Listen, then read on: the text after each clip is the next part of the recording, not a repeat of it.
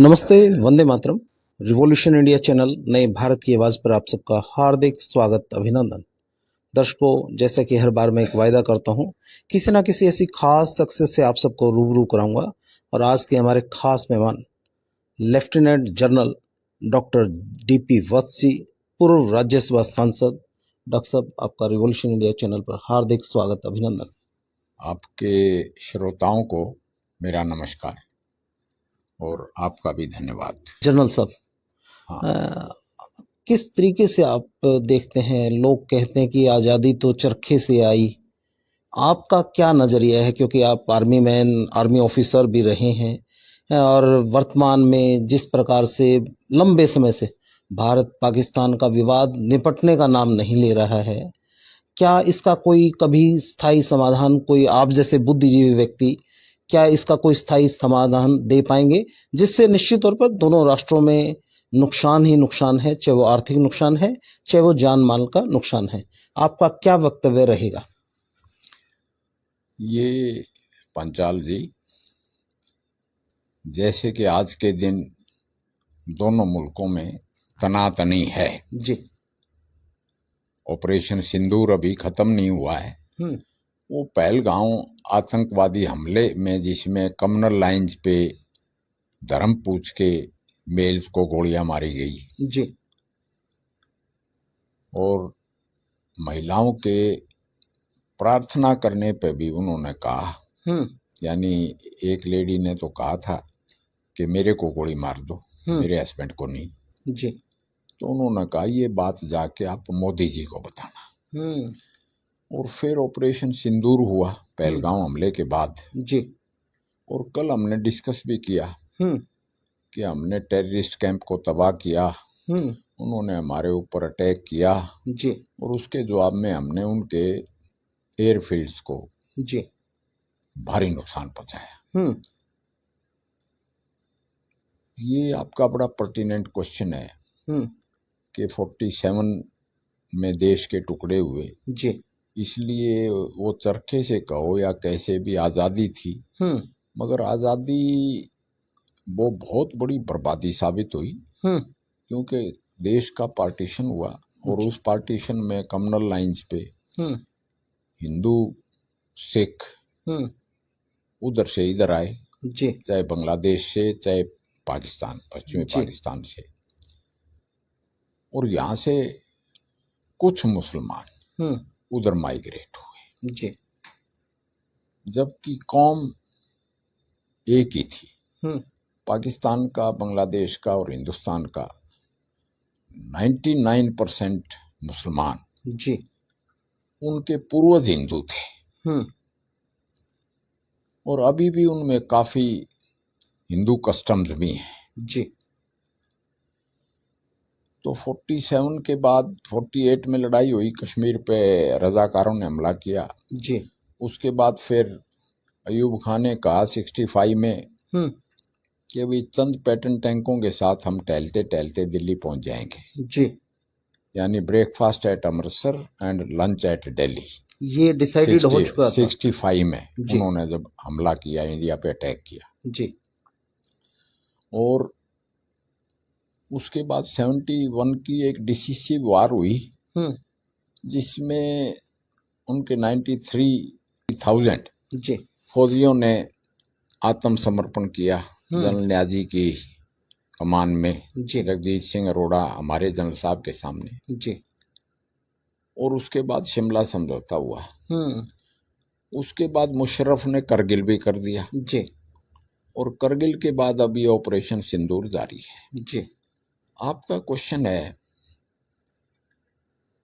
कि बर्बाद होते हैं जंग में, जी, बदमनी फैलती है, मुल्क को फाइनेंशियल ज़र्ब भी लगती है, जी, यानी स्ट्रेन आता है। तो ये कब तक ऐसा होता रहेगा? जी। ये क्वेश्चन मैंने अपनी फेयरवेल स्पीच में पार्लियामेंट में कहा था। जी। उन्होंने कहा कि आप क्या चाहते हैं जो हो। तो मैंने कहा था कि पाकिस्तान, हिंदुस्तान, बांग्लादेश, श्रीलंका, यानी पूरी सार्क कंट्रीज जी, वो इस तरह से उनकी अंडरस्टैंडिंग हो जैसे यूरोपियन नेशंस की है जी यूरोपियन यूनियन में। जी इतिहास तो ऐसे बताता है कि इंग्लैंड और फ्रांस ट्रेडिशनल राइवल्स रहे और नेपोलियन के ज़माने से इनकी लड़ाइयाँ होती रही हैं। जी उससे पहले भी एक दफ़ा रोमन्स ने लंदन को ऑक्युपाई किया था। जी इसी तरह जर्मनी, फ्रांस और इंग्लैंड जी वर्ल्ड वार 1 में और वर्ल्ड वार 2 में एक दूसरे के जानी दुश्मन रहे हैं। जी मगर आज के दिन जी मैं यूरोप गया था, इंग्लैंड भी गया था। जी यानी आप शेनेगन वीसा पे जाओ तो पूरे यूरोप का वीसा आपको इशू हो जाता है। जी और जर्मनी से फ्रांस एंटर करो या बेल्जियम एंटर करो या हॉलैंड, चेक रिपब्लिक, जी आपको पता ही नहीं लगेगा। यानी चलते चलते वो गाइड बता दे कि ये फ्रांस और जर्मनी का बॉर्डर है। अब जर्मनी खत्म हो गया, चेक रिपब्लिक आ गया जी अब नीदरलैंड आ गया।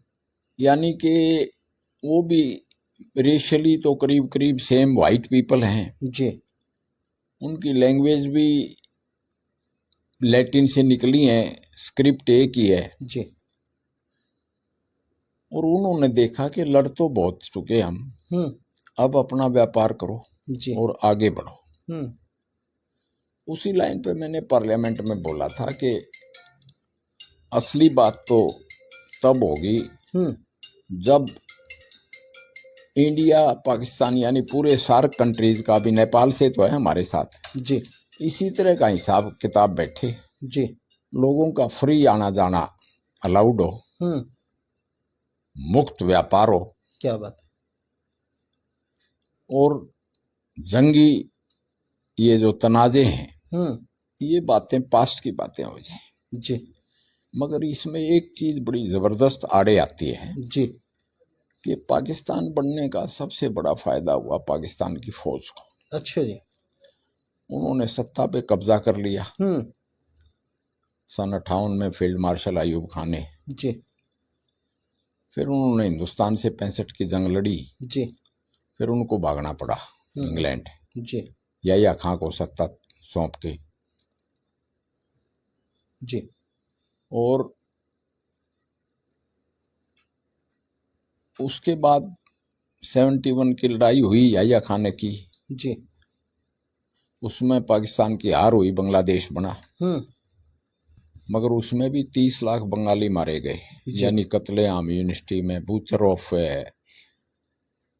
बांग्लादेश जी टीका खान को कहते थे जी। अभी इसी तरह बलूचिस्तान में बूचरी चल रही है। 71 के बाद शिमला समझौता हुआ जी मगर मुशर्रफ ने आके यानी जियाउल हक ने तो टेररिज्म फैलाया।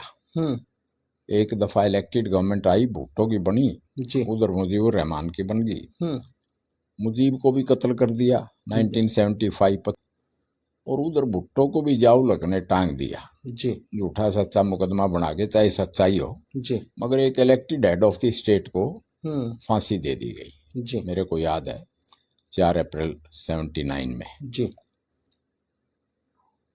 तो फिर जियाउल हक प्लेन क्रैश में गया जी। उसके बाद फिर सरकारें आई, सिविलियन गवर्नमेंट्स, फिर बेनजीर भुट्टो जी का भी कत्ल हो गया। वो मुशर्रफ के, जब मुशर्रफ प्रेसिडेंट था, सेल्फ स्टाइल्ड था जी, मुशर्रफ ने करगिल किया और नवाज शरीफ का तख्ता पलट किया जी। मगर फिर मुशर्रफ को भी भागना पड़ गया। वहाँ की इकोनॉमी गिर गई, पब्लिक अनरेस्ट हो गया और जुडिशियल बगावत हो गई। यानी इफ्तिखार चौधरी जो चीफ जस्टिस थे उसके पीछे पब्लिक खड़ी हुई और मुशर्रफ जैसे डिक्टेटर को जलावतन होना पड़ा जी।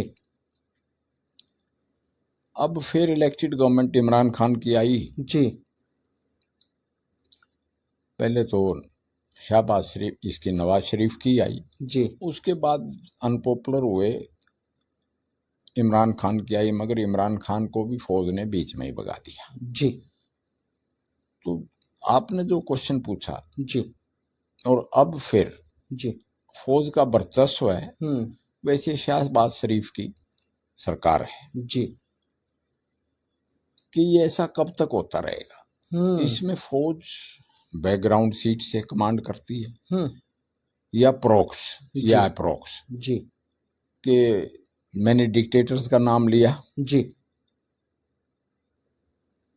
ये डायरेक्ट कमांड करते रहे या चीफ मार्शल एडमिनिस्ट्रेटर्स। जी। फौज के हाथ में कारोबार है पूरा, उनके अपने फौजी फाउंडेशन बड़ी रिच है जी। सीमेंट खुद बनाते हैं, रोड कंस्ट्रक्शन करते हैं, ठेकेदारी करते हैं, रियल एस्टेट का काम करते हैं जी। इसी तरह बहरिया फाउंडेशन, इसी तरह फजाइयाँ यानी उनकी एयरफोर्स और नेवी की भी फाउंडेशन जी। जी। तो मैंने कहा कि हिंदुस्तान का डिवीजन होने पे पाकिस्तानी फौज को बड़ा फायदा हुआ जी। मगर फौज अपना वर्चस्व कायम करने के लिए, जैसे कि मैंने कहा 99% जो मुसलमान हैं इस उपमहाद्वीप में उनके पूर्वज हिंदू थे जी। तो जब आम आदमी हिंदुस्तान पाकिस्तान में, खासकर पाकिस्तान में ये क्वेश्चन करने लगता है जी कि हम तो एक कल्चर, एक रेस, इवन कास्ट भी हैं जी, जैसे मौजूदा पाकिस्तान पे जी ये भट्ट फैमिली है जो राज कर रही है, शहबाज शरीफ, नवाज शरीफ, ये कश्मीरी पंडित है अनंतनाग के जी भट्ट जी, गामा के रिश्तेदार, जो गुलाम मोहम्मद गामा था पहलवान, जी जी, उसके रिश्तेदार हैं ये। तो ये क्वेश्चन जब आता है तो लोग यूं कहते हैं मिल जाओ यूरोप की तरह, जी, जो सार्क के मुल्क हैं वो आना जाना खोल दो। ये पाकिस्तान की फौज को नागवार है जी, क्योंकि उनकी अहमियत खत्म जी। फिर वो कहेंगे कि हमारा अमन कायम हो गया तो फौज किस लिए इतना बड़ा बर्डन एक छोटे मुल्क पे। बैड लक पाकिस्तान के जो दानिशमंद इंसान हैं, जो वहाँ के राइटर्स हैं, मीडिया पर्सन हैं, थिंकर्स हैं, वो ये कहते हैं कि हमारे हिस्से में मुल्क तो आया 5वां हिस्सा मगर फौज 30% हिंदुस्तान की आ गई। यानी जब फौज का डिवीजन हुआ जी तो 30% आर्मी जो हमारी पॉपुलेशन के लिए एक बड़ा साइज था जी, और फिर उन्होंने आके अपनी हुकूमत छीन ली। वैसे इस्लामिक वर्ल्ड में फौज का वर्चस्व रहता ही रहा है। तो अब रोड अहेड या वे फॉरवर्ड क्या है जी? वे फॉरवर्ड तो ये है कि आहिस्ता आहिस्ता समझ आएगी लोगों को कि टू नेशन थ्योरी ने सब कॉन्टिनेंट को होस्टेज रखा हुआ है जी, उसको हाईजैक किया हुआ है पीस को, और जबकि दोनों नेशंस एटमी ताकतें हो गई हैं, जब एटमी ताकतें दोनों नेशंस हो गए तो इतना short and Swift war he possible है। वो पूरी तरह फुल फ्लेज्ड जंग में तो एक म्यूचुअली एश्योर्ड डिस्ट्रक्शन होती है, यानी आप हमें खत्म करोगे तो आप भी बर्बाद हो जाओगे जी। मान लिया लाहौर जैसे शहर पे कोई न्यूक्लियर स्ट्राइक हो जाए, हिरोशिमा टाइप भी जी, तो फिर अमृतसर भी नहीं बचता कि ये मुल्क पाकिस्तान की तो डेप्थ थी 300 किलोमीटर है जी, 300 कहीं 400 जी। तो both nations can not afford a nuclear war conflict, nuclear war जी। तो दूसरा रास्ता है पीस कर लो जी। पीस में फार्मूलाज आए, जैसे मुशर्रफ लड़ाई लड़के बाद में उसको समझ में आया दिल्ली आने के बाद, क्योंकि दिल्ली में ही पैदा हुआ था जी, जियाउल हक जलंधर का सैनी था, अराई बोलते हैं सैनी को जी, इस्लाम में पाकिस्तान में। इसी तरह ये सैयद आसिफ मुनीर भी जलंधर का है जी, इसके भी जैसे इसका शक्लो सूरत और रंग देखें तो इसके भी पुरखे हिंदू ही थे जी सैयद आमतौर से जो ब्राह्मण कन्वर्ट हुए जी उनको भी सैयद बोलते हैं और हजरत मोहम्मद भी सैयद थे जी तो इसी तरह से ये सिलसिला चलता रहा जी अब अकल आ रही है यानी कुछ लोगों से मैं बड़ा प्रभावित हूँ जी जैसे वहाँ के राइटर्स हैं जी यंग ब्लड है जी जो क्वेश्चन करता है इमरान खान ने तो फौज को भी क्वेश्चन कर दिया जी फौजी कंटोनमेंट्स पर हमले हुए 9 मई को जब इमरान को अरेस्ट किया गया जी बड़े बड़े कंटोनमेंट्स पे हमले हुए मियांवाड़ी पे हमला हुआ जी सरगोदा एयरबेस पे हमला हुआ लाहौर में कोर कमांडर के घर को ही सीज कर लिया जी तो इस तरह से क्वेश्चन उठ गया यंग जनरेशन में अभी तो वार हिस्टीरिया है जी कल तो मैंने देखा कि शहीद अफरीदी और शोएब अख्तर जी वो आर्मी चीफ को किस कर रहे थे मगर ये टेम्परेरी वार हिस्टीरिया होता है जी उसके बाद फिर अकल आती है तो जब मुशर्रफ को अकल आई तो उसने एक मनमोहन मुशर्रफ प्लान प्रपोज की थी जी कि बॉर्डर सॉफ्ट करो और हाँ आपकी फौजें आप वहीं रहें और हमारी फौजें हम वहीं रखेंगे लोगों का आना जाना खोल दो व्यापार खोल दो जी मगर वो सिरे नहीं चढ़ सका क्योंकि मुशर्रफ कमजोर पड़ गया जी और उसको पब्लिक अनरेस्ट के खिलाफ भागना पड़ गया जी इसी तरह जनरल बाजवा ने भी एक प्लान पेश की थी जो डिप्लोमेटिक सूत्र है जी वो बताते हैं कि इमरान खान मांग गया था इसमें गुड पॉइंट्स ये हुए हैं कि मोदी जी के स्वीरिंग इन पे नवाज शरीफ दिल्ली आया था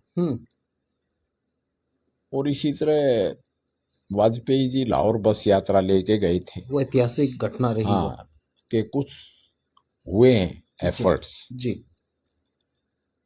तो उसमें फिर बीच में ये टपक जाते हैं फंडामेंटलिस्ट और टेररिस्ट एक्टिविटीज हो जाती हैं जी तो उसको सेटबैक लग जाता है जी मगर जैसा कि मैं कह रहा था कि कुछ थिंकर्स हैं वहां पे यंग जी एक सैयद मुजम्मिल जी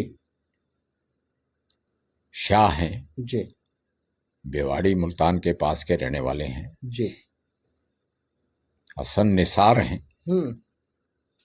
वो भी राई हैं जी प्रोग्रेसिव थिंकर रहे हैं मगर एक ऐसा टाइम आ जाता है कि फिर वो सारे पाकिस्तान के रंग में उनको रंगना पड़ता है जब कन्फ्लिक्ट हो जाता है जी तो वो आहिस्ता आहिस्ता यंग जनरेशन को ये समझ में आने लगी कि ये फंडामेंटलिज्म और ये रोज के लड़ाई हिंदुस्तान से जी पाकिस्तान की सेहत के लिए ठीक नहीं है और सेहत हिंदुस्तान की सेहत के लिए भी ठीक नहीं है जी मगर इसमें जब तक आईएसआई और पाकिस्तानी फौज उस पर काबू वहाँ का सिविलियन हुकूमत नहीं करेगी तब तक ऐसा चलता रहेगा जी या हिंदुस्तान की इतनी जबरदस्त इकोनॉमी आगे बढ़ जाए कि जैसे हर एक अफ्रीकन कंट्री की कोशिश ये होती है कि वो साउथ अफ्रीका चले जाएं जी तंजानिया वगैरह जो भी हैं इसी तरह पाकिस्तान के लोगों की आजकल जो पाकिस्तान ऑक्युपाइड कश्मीर है वहाँ के लोगों की उनकी मेंटेलिटी भी यही है कि हिंदुस्तान घुस जाए किसी तरह से जी जी अपने बांग्लादेश के कितने पकड़ पकड़ के वापस किए जा रहे हैं हजारों की तादाद में अब दिल्ली से मेवात से जी जी जी इसका मतलब वो लोग रोजी रोटी की तलाश में इंडिया आ रहे हैं जीना चाहते हैं हमारी इकोनॉमी उनसे बेहतर है जी यहाँ गुजारे लायक पैसे मिल जाते हैं मेहनत करके जी तो इसका हल दो ही चीज है जी या तो हम एक कंटिन्यूड स्टेट ऑफ वारफेयर जी यानी मुसलसल बरसरे जंग यानी युद्ध रत रहे वो हिंदुस्तान की इतनी बड़ी आबादी है we can afford our economy can afford और हमारी आबादी में लड़ाई लड़ने वाली, क्योंकि हमारी तो 65% आबादी यंग ही है और ऐसे ही चलता रहेगा, या फिर हम अमन चैन कायम करके व्यापार करें, कल्चरल एक्सचेंजेज करें और बॉर्डर्स खोलें जी। हो तो ऐसा गा, मुझे पूर्ण विश्वास है जी। जैसे जैसे टेक्नोलॉजी बढ़ेगी, साइंस बढ़ेगी, एआई का जमाना आएगा। अब एक बात तो होगी ना जी, एआई और सोशल मीडिया ये तो बॉर्डर्स नहीं मानता। ठीक है। हिंदुस्तान की फिल्में तो पाकिस्तान में 100% देखी जाती हैं, चाहे पायरेटेड, वो तो गीत तो एक ही है जी। एक गुड थिंग व्हाट हैपेंड कि उन्होंने भी लोकल लैंग्वेजेस हटा के उर्दू नाफिज कर दी जी। और लोकल लैंग्वेजेस का वहाँ रेजिस्टेंस है कि भाई हमारी लैंग्वेज तो पंजाबी है, ये दिल्ली की लैंग्वेज कहाँ ले आए। मगर उससे यूनिफॉर्मिटी इंक्रीज हुई, खैबर से लेके और कलकत्ता तक सभी हिंदी और उर्दू एक ही जुबान है, लिखी अलग अलग जाती है जी। तो वो uniformity of race and uniformity of culture and uniformity of common food and all that हैं। जैसे जैसे लोगों के दिमाग खुलेंगे, विदेश जाएंगे। एक बड़ी अजीब बात ये है, मेरा भी एक्सपीरियंस है जी। कि चाहे बस स्टेशन पे मिलें, चाहे रेलवे स्टेशन पे मिलें, पेरिस में मुझे पाकिस्तानी घूमते हुए मिले तो मेरे पास आ गए जी। इसी तरह जर्मनी में, इसी तरह इंग्लैंड में जी। कि वहाँ इनकी जाके दोस्ती हो जाती है क्योंकि एक जैसी जुबान है, एक जैसा खाना, एक जैसी शक्ल है जी। तो ये आज के दिन तो एक बहुत बड़ा क्वेश्चन मार्क है जी। मगर आहिस्ता आहिस्ता futility of two nation theory जी, यानी उसकी कोई उसका फायदा ना दिखा देता, खासकर जब हिंदुस्तान बहुत जबरदस्त एडवांसमेंट कर रहा है, ऐसे हालात में लोग मजबूर हो जाएंगे जी कि अब ये बैरियर्स खत्म करो और अमन की बात करो जी। वो हिंदुस्तान के हक में भी और पाकिस्तान के हक में भी। पहले तो अंग्रेजों के वक्त में तो अफगानिस्तान से भी कोई वीसे की जरूरत नहीं थी जी। मेवे बेचने, हींग बेचने लोग आते थे, कलकत्ता तक जाते थे। काबुली वाला पिक्चर बनी है, आपने देखा होगा जी। तो अभी तो ये एक रिमोट ड्रीम है,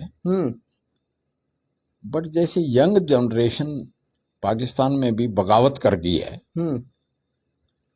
कठमुल्लावाद से जी। प्रेजेंट चीफ तो इज ए मुल्ला इन खाकी, बट मॉडर्न थिंकिंग भी लोग उभर रहे हैं।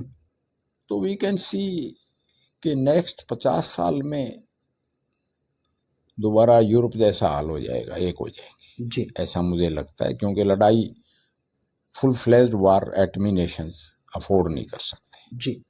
बाकी उन मुल्कों में टर्माइल रहेगी, बांग्लादेश है चाहे पाकिस्तान है, वहाँ की फौज का गात नहीं डिटता और डेमोक्रेटिक डिसिप्लिन वो बर्दाश्त नहीं कर सकते। बस टर्माइल के बाद भी जब इकोनॉमिक टर्माइल आ जाती है तो फौज भी मजबूर हो जाती है जी हथियार डालने के लिए।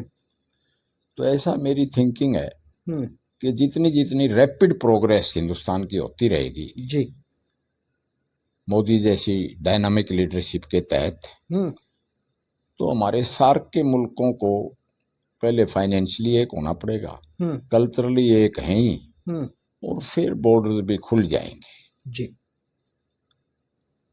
That's what I foresee in the future जी जी। जनरल साहब, जिस तरीके से आपने बताया कि वहाँ की जो फोर्स है वो इकोनॉमिकली इतनी स्ट्रॉन्ग है जो वहाँ के सत्तासीन लोगों पर हावी के रूप फौज के हाथों में ही है, जिसका खामियाजा वहाँ के लोगों को वार के रूप में उनकी गलत एक्टिविटी को एक्सेप्ट करके देखने को मिलता है।